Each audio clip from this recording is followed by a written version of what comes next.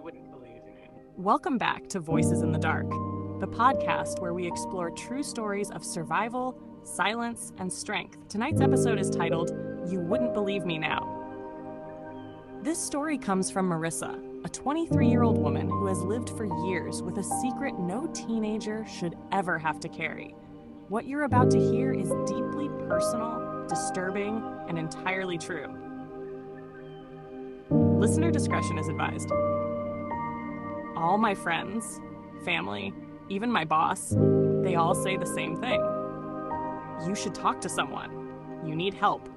You need to let it out. But who would believe me now? It's been 8 years. 8 years since I was 15. 8 years since he happened. And every year that passes, it feels less real. But it was real. I still remember the exact sound his boots made on the floor. The way he said my name, like a joke. The way he locked the door from the inside. No one wants to hear that story. Not really. But here it is anyway.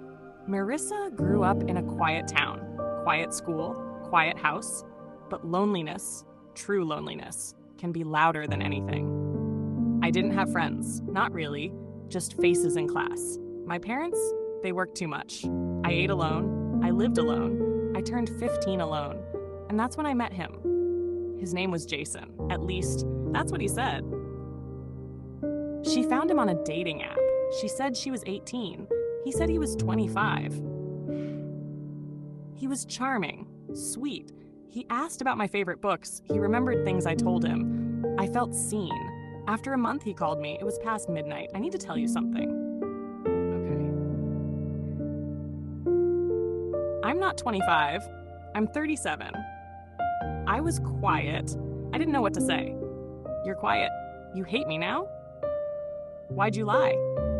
Because you would have run, and I didn't want to lose you. You're different. You understand me. No one had ever said that to me before, so I stayed. Weeks passed.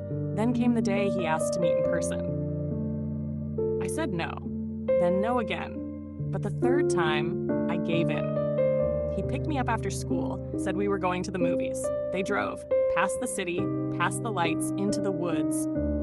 He took me to a cabin, windows cracked, one light on. It didn't feel right. This isn't funny, you said movie. Relax, just us tonight, baby. You trust me, right? That's the last thing I remember clearly.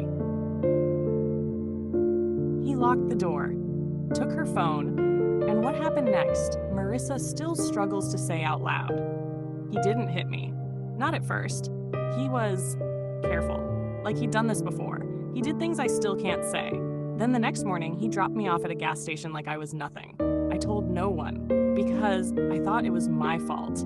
But it wasn't. It never was. I was 17 when I cracked.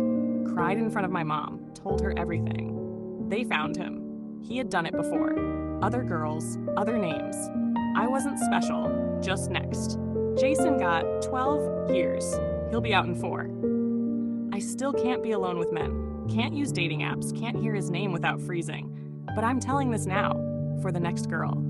The lonely one. The one who thinks it's love. It's not your fault. It's never your fault. They say I need help.